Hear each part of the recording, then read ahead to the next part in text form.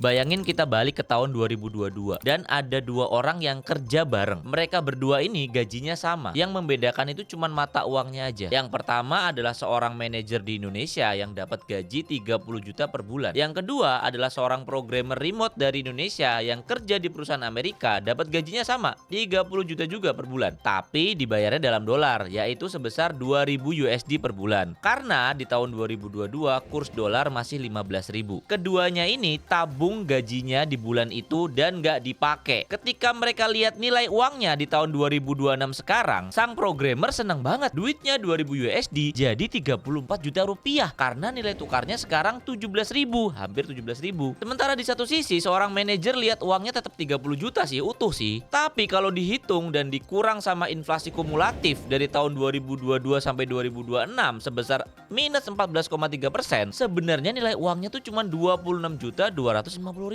Si programmer otomatis tersenyum lebar karena dolar jadi hedge alami. Kursnya naik hampir mengimbangi inflasi Indonesia. Di satu sisi sang manajer tuh tersenyum kecut, kenapa uangnya nggak ditaruh di tempat lain aja? Malah nilainya turun kan sekarang. Jadi pertanyaan gua adalah, apakah masih worth it kita kerja dibayar rupiah sekarang dengan pelemahan yang terus-terusan begini? Mungkin kalian tanya, Bang David dapat dari mana angka inflasi kumulatif itu 14,3% itu? Atau data kurs historis yang presisi banget tuh dari tahun 90-an. Jujur, gue nggak ngitung manual. Gue pakai Investing Pro nih teman-teman. Dan hari ini gue mau jelasin tentang ini. Gue bakal jelasin ini lebih dalam karena ini adalah tools analytics yang gue pakai sehari-hari buat jaga nilai aset gue lewat investasi. Gue nggak perlu beli Bloomberg terminal yang ratusan juta itu, bahkan bisa sampai miliaran langganannya. Cukup pakai ini, bisa nanti gue tunjukin. Lanjut, dengan pelemahan rupiah yang kayak gini, apakah kita bakal jadi kayak Venezuela yang selanjutnya? Negara yang kaya minyaknya tapi mata uangnya kalau dibeliin tisu toilet harganya 2,6 juta bolivar. Di tahun 2018 inflasi Venezuela tembus 13.000%. Kalau mau beli satu ekor ayam di sana kita harus bayar 14,6 juta bolivar. Padahal dalam rupiah itu cuma 32.000 teman-teman. Pemerintah Venezuela sampai harus redenominasi mata uangnya 3 kali. Sekarang kalau kalian punya uang 1 miliar bolivar yang versi lama, nilainya tinggal berapa coba? Nilainya tinggal 1 bolivar. Dipotong 14 angka 0. Iya, kalian nggak salah dengar. Sekarang bahkan orang Venezuela itu nggak pakai bolivar lagi buat transaksi sehari-hari, udah nggak ada harganya. Mereka pakai dolar Amerika sekarang. Nah, kalau kembali ke Indonesia kita nggak seburuk itu, tapi bukan berarti kita aman teman-teman, karena faktanya rupiah terus melemah dalam jangka panjang. Dan di video ini gue mau bahas apa yang bisa kita lakukan, karena mau nggak mau kita ini tetap hidup di Indonesia. Kita belanja tuh pakai rupiah, kita bayar cicilan Bit dan Sukupi kita tuh masih pakai rupiah. Jadi daripada nangis doang, mending kita cari solusinya bareng-bareng di video ini. Gue mau kasih kalian perspektif jangka panjang dulu. Kalau kita lihat data kurs rupiah terhadap dolar dari tahun 1997 sampai sekarang, kita lihat polanya. Dari 1997 sampai 2026, hampir 30 tahun, rupiah nggak pernah balik ke level 8.000 atau 9.000 lagi. Trennya tuh cuma satu arah, melemah. Gue inget banget di tahun 2011, gue masuk kuliah itu, dolar tuh lagi rendah-rendahnya, 8.000 kalau nggak salah. Beli laptop itu murah banget, hidup beli elektronik enak banget. Tahun 2011 itu titik terkuat pasca krisis, kursnya tuh 8.000. Sekarang berapa? 17.000.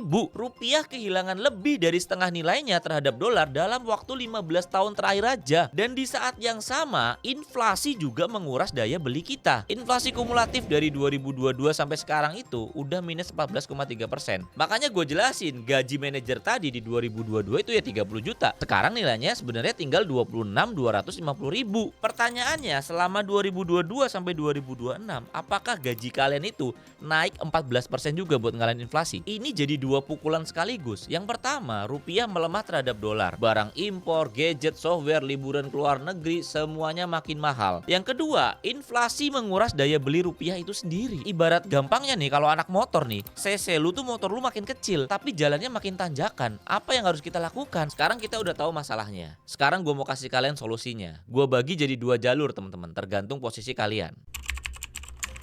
Solusi pertama dari gue yang paling powerful, bikin penghasilan kalian dalam mata uang yang kuat. Gak harus pindah ke Amerika, kalian bisa kerja remote dari Indonesia, dibayarnya dolar atau mata uang lain yang kuat. Tadi kita udah buktiin, programmer yang gajinya 2.000 dolar per bulan, uangnya otomatis naik dari 30 juta ke 34 juta tanpa minta kenaikan gaji. Itu hedge alami loh. Nah gimana caranya? Yang pertama, bisa freelancing global. Yang kedua, remote job di perusahaan luar. Yang ketiga, jual produk jasa ke luar negeri, ekspor. Kalian harus ekspor. Intinya apa? Kalau kalian kalian bisa dapetin sebagian atau full penghasilan dalam dolar, kalian udah punya tameng terhadap pelemahan rupiah. Tapi kita harus napak tanah dan sadar ya teman-teman, nggak semua orang bisa begini. Ada yang memang punya kemampuannya, ada yang beruntung, ada yang nggak bisa. Satu hal yang bisa kalian lakukan adalah investasi ke saham buat jaga nilai tabungan kalian. Gua mau ajarin kalian pakai tools yang bisa analisa mana saham yang ini sebenarnya under value sih, tapi kebanyakan yang beli. Bahkan bisa gabung analyticsnya sama AI, kalian gak usah ribet, gak usah pusing. Di penjelasan ini gua mau condong ke saham US teman-teman. Kenapa saham US? Kalian cek aja deh growth-nya Nvidia 3 tahun terakhir. Gila-gilaan. Dan saran gua, kalian harus sisihin sebagian uang kalian tuh ke saham perusahaan Amerika atau US. Ekonomi terbesar tuh masih US coy. Dan ini buat jangka panjang, bukan gorengan. Fokus aja ke saham Meta, Apple, Nvidia, Google, Netflix, Microsoft, Amazon. Nanti gua kasih watchlist gua dan portofolio gua sekarang di saham US. Nanti gua tunjukin. Tapi karena kita hidup di Indonesia, kita juga perlu naruh di saham Indonesia biar berimbang ini videonya. Jangan tinggalin juga IHSG. Ada beberapa alasan. Yang pertama, ya rupiah income, rupiah expense. Kalau pengeluaran kita dalam rupiah, investasi lokal kita ya kalau dalam rupiah tetap relevan menurut gua. Yang kedua, buat diversifikasi. Jangan taruh semua telur di satu keranjang di saham US. Jangan, itu salah juga. Strategi idealnya adalah alokasi sebagian ke saham US buat hedge dollar, sebagian ke saham Indonesia. Kalian kejar dividen sama pertumbuhan lokalnya. Ini namanya diversifikasi mata uang juga. Sekarang pertanyaannya, gimana caranya pantau semua ini? Saham US, saham Indonesia, kurs komoditas, semuanya di satu tempat. Ini yang mau gua tunjukin. Kalian bisa pakai link yang di sini, teman-teman. Buat buka linknya, kita pakai platform namanya investing.com. Kalian nggak perlu punya Bloomberg terminal ratusan juta, nanti gua tunjukin. Harganya berapa? Harganya murah banget. Lagi ada flash sale 45% kalau kalian beli yearly.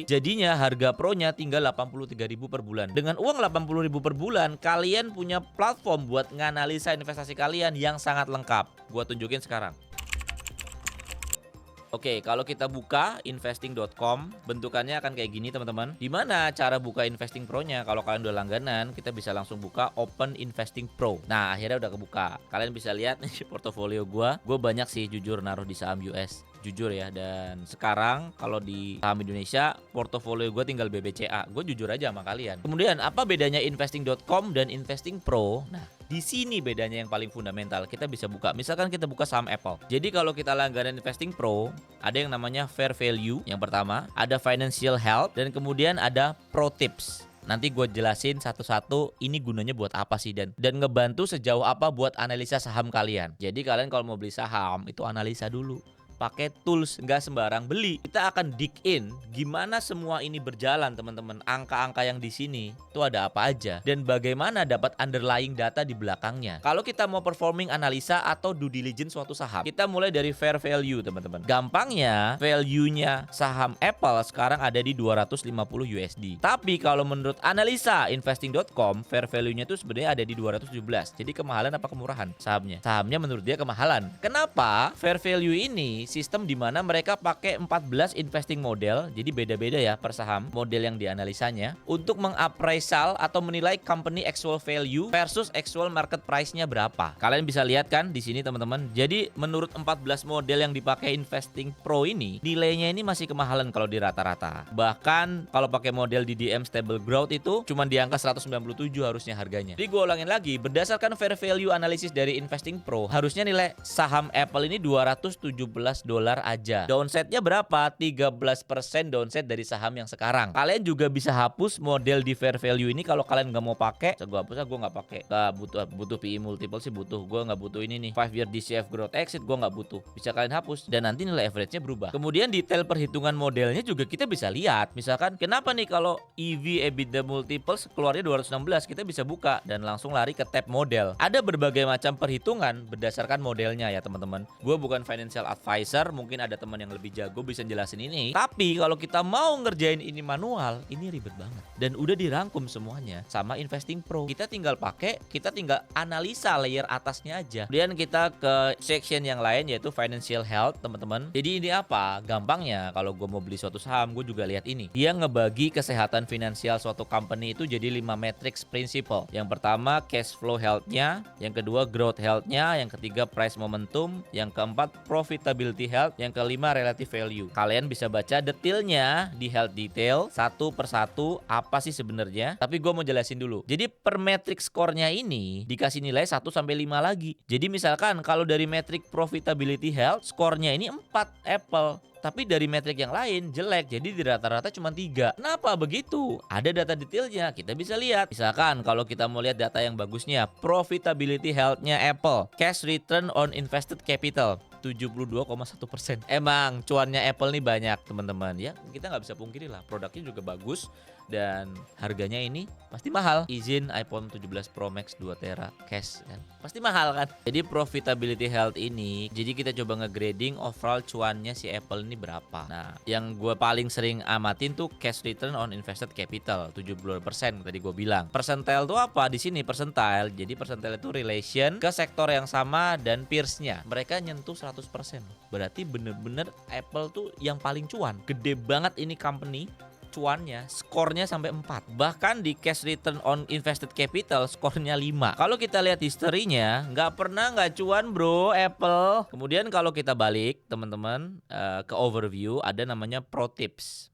Jadi kalau gue boleh rangkum ya, Apple ini dinilai kemahalan. Nah di pro tips ini bakal dijelasin lebih lagi. Contohnya kalau pro tips yang hijau kita buka, has raised its dividend to 14 consecutive years. Artinya apa? Dividen Apple ini naik terus selama 14 tahun. Ini tanda kalau company ini sangat-sangat stabil dan profit. Tapi ada yang merah juga teman-teman. Tulisannya trading at high price to earning ratio relative to near term earning growth. Artinya apa Bang Messi? Artinya the stock price is expensive compared to the current profit growth. Dibandingkan sama pertumbuhan profitnya, ini stok tuh mahal. Sesuai analisanya tadi, over value. Tapi harganya cenderung stabil. Ya iyalah saham Apple. Kemudian coba kita lihat lagi, view more. Apa nih yang merah nih? Trading at a high EBITDA valuation multiple. Artinya apa Bang Messi? Coba dibaca, nggak susah buat orang awam. The company stock price reflect a high valuation when compared to its earning before interest, tax, depreciation, bla bla bla. Namanya EBITDA. Jadi ini mengsuggest kalau investor tuh paying a premium for each dollar company operational earning, mengindikasi kalau stoknya ini over value. Jadi analisanya sama kan, sejalan kan. Kita bisa lihat tadi dari fair value-nya berdasarkan 14 model yang dianalisa. Kita bisa lihat dari financial health-nya cuman ada di 3 kalau di compare dengan skor yang lain. Terus ada beberapa pro tips yang merah yang memang bertanda ini tuh over value. Jadi kalau misalkan apa sih pertanda over value itu Bang David? Ya berarti kalau gua sekarang ada saham Apple dan gua mau nambah, jangan nambah dulu, tunggu harganya turun dulu dan stabil dulu baru gua nambah. Itu rahasianya kalau kalian pakai Investing Pro. Jadi bisa ngerti kalau beli saham gak sembarangan. Di overview ini kita juga bisa lihat price history. 5 tahun, 10 tahun cenderung naik ya teman-teman. Ada yang price history-nya lebih keren. Misalkan Nvidia. Atau kita buka watchlist biar gampang dari depan. Nvidia. Ngeri kali kenaikannya. Ini kenapa gue nyuruh kalian beli saham US. Tapi sebelum beli dianalisa dulu pakai Investing Pro ya. Dan banyak sekali data yang lain juga. Kalian bisa buka data explorernya, kalian bisa lihat PE ratio-nya, ini penting banget buat beli saham. Semakin rendah semakin baik katanya ya. PE ratio ya. PE ratio tuh kalau rendah bisa aja itu murah memang, atau marketnya lagi khawatir. Kalau PE-nya tinggi, ekspektasi growth-nya tuh tinggi, bisa jadi sahamnya juga kemahalan. Kalian harus analisa dari faktor lain juga kayak tadi. Terus kita ke fitur yang lainnya, yaitu fitur watchlist. Di watchlist ini yang tadi kita lihat udah dirangkum dalam satu baris yang enak banget. Jadi nggak harus buka detail kalau kita mau cuman quick recap. Oh mana nih? AMD. AMD ini fair value-nya 218, masih kemahalan. Yang under value mana? Oh ternyata saham Amazon dan Microsoft gua under value. Gue bisa klik lagi. Kenapa under value-nya? Gue bisa analisa lagi dari fair value-nya, financial health-nya, dan company profile-nya. Berarti saatnya kita apa? Beli. Kalau kita berani, tentunya ada resikonya ya. Tapi berdasarkan analisa, upside-nya bahkan 20% saham Microsoft yang sekarang. Begitu caranya investasi. Dan kemudian kita bisa juga grouping watchlist-nya tadi. Ya coba deh kita buka saham Indonesia ya. BBCA ini ngapain nih? BBCA ini fair. Gue lihat apakah dia under value.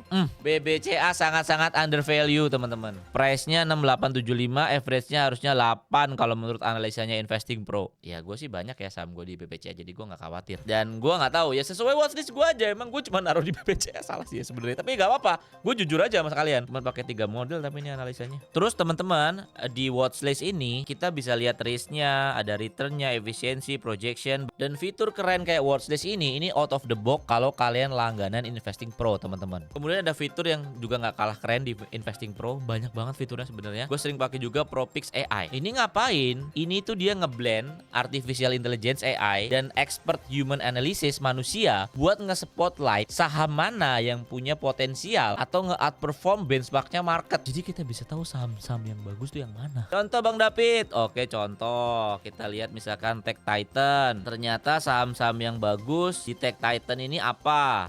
Ada historinya. Kita bisa consider buat beli saham-saham ini dan kita bisa lihat performanya nih selama analisa dia bagaimana. Coba kita lihat. Gue tertarik sama Qualisoft sih. Ini perusahaan keren banget sih. Coba kita lihat. Tuh, average-nya 139, price dia 99,71. Sebenarnya dia under value, teman-teman. Dan banyak variabel yang ngomong ada 2 tetap. Nah, ini harus kalian consider nih. Top pro tipsnya ada 2. Price balance ini over the last 3 months. Nah, berarti lagi turun nih 3 month. Trading at high price or book multiple. Oke, PB ratio-nya tinggi, teman-teman. Coba kita lihat chartnya. Oh ya, lagi turun dia. Lagi turun tapi dianalisa ini under value. Berarti ada potensial buat dia naik lagi. Keputusan belinya di kalian, tapi dia kasih analisanya. Mantap gak? Kalian bisa punya insight begini loh dalam waktu singkat dan very simple. Makanya ada lagi fitur namanya Ideas. Ideas ini apa? Kalau dibuka, kok isinya orang-orang terkenal ya? Ada Bill Gates, Warren Buffett. Itu ngapain? Ternyata ini adalah contoh portofolio orang yang terkenal atau hedge fund yang terkenal. Kita buka portofolionya Bill Gates tuh kayak apa sih? Holding value-nya 35 miliar dolar. Bill Gates emang orang kaya bener-bener. Jadi kita bisa tahu performance si Bill Gates ini dalam investing di stok ini kayak apa dan apa yang dia pegang sekarang sahamnya. Gokil gak tuh? Dan apakah kita mau ngikutin dia atau enggak? Atau kita terinspirasi dia ambil ini loh, kenapa dia ambil ini ya? Apa gua ambil juga ya? Gue juga bisa lihat Warren Buffett lagi ngapain ya? Walaupun gue di watchlist gue sahamnya teknologi ya, teman-teman. Karena gue anak tech. Dia megang apa nih? Oh, dia megang Apple. 22% portofolionya Warren Buffett tuh Apple, guys. Oke. Menarik gak? Menarik banget ya. Dan ini dalam satu paket. Kalian cuma bayar 80.000 lagi. Kalian masih bingung? Ada lagi, ada AI-nya. Kalian bisa tanya. Coba gue mau tanya ya. What do you think about my Fang Mango watchlist? Is it good? Coba ya, kita tanya aja. Gue mau tanya tadi watchlist gue yang saham-saham tech di US itu bagus atau enggak. Oh, suruh milih lagi. Gue milih yang Fang Mango ya. Proceed accessing the watchlist, metric analysis, news, technical analysis, verdict incoming. Zaman sekarang. Your Faang Mango watchlist is a powerhouse of mega caps, collectively worth over 19 trillion, with the top names in tech and AI. But good is an understatement. This list is a snapshot of the engines driving global market innovation and multi-year outperformance. True, it is not without concentrated risk. Akhirnya dia kasih table, teman-teman, isinya saham watchlist gua, price-nya, return-nya, revenue growth-nya mereka berapa. Emang Google sih gila banget sih, emang tahun kemarin gila cuan gede di Google sih. Dan mereka menghasilkan konsensus suruh strong buy semua. Karena gimana ya, gue nggak boleh ngomong kalau saham US itu selalu untung, tapi emang gue tambahin terus di tahun kemarin itu, dan portofolio gue nggak minus gitu. Gue nggak suruh kalian beli ya, kalian analisa dulu di Investing Pro. Dan kalau kita scroll ke bawah masih banyak report mereka, bahkan dihasilin grafik per tahun, per bulan, 1 year stock price total returnnya tuh berapa. Dan ini full analisa ya. Kita tinggal prompting doang. Dan ini LLM yang di-specialize buat analisa saham yang ada di Investing Pro kita. Bang, bisa buat saham Indonesia nggak? Bisa. Coba kita coba ya. Oke nih, kalau beli saham BBRI setiap bulan, gimana hasilnya dalam 3 tahun terakhir? Apa strategi ini lebih cuan dari cuman simpan uang di tabungan bank biasa? Jangan disingkat-singkat, coba. Coba ya, bisa nggak dia? Ada summary investasi rutin di saham BBRI setiap bulan dalam 3 tahun terakhir bakal bikin kamu sedikit kecewa. Total return hanya minus 6,5%.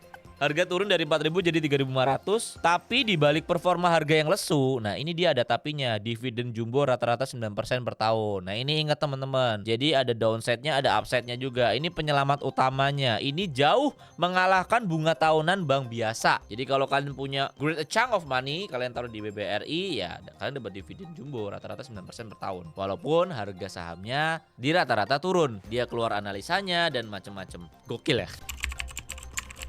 Oke, jadi kita recap teman-teman. Investasi itu butuh ilmu, butuh alat. Gak cuman modal nekat, all in gitu biasanya. Terus hilang semua duitnya. Dengan tools macam Investing Pro kayak gini, kalian gue ajak untuk berpikir. Memanfaatkan teknologi yang ada membeli platform yang benar. Gua nggak menyalahkan kalian beli kelas puluhan juta atau apa, tapi kalau kalian juga nggak punya platform yang benar, untuk apa? Kalau kalian punya platform yang benar macam Investing Pro ini, investasi kalian akan lebih matang karena ada data-datanya. Jangan cuman ngandelin pom-pom dari influencer. Mereka beli apa kalian masuk, kalian jadi exit liquidity nanti. Kayak yang gua bilang di awal, mau nggak mau itu kita tetap hidup di Indonesia. Kita belanja pakai rupiah, bayar sekolah anak pakai rupiah, bayar cicilan apapun pakai rupiah. Tapi itu bukan alasan kita buat pasrah. Rupiah melemah bukan berarti akhir cerita. Itu cuman sinyal buat kita lebih pintar ngatur uang aja. Kalian bayangin 4 tahun ke depan, misal tahun 2030, kurs mungkin udah 19.000 atau 20.000. Kita tarik ke belakang, kalian mau jadi si manajer yang tersenyum kecut tadi atau mau jadi si programmer yang duitnya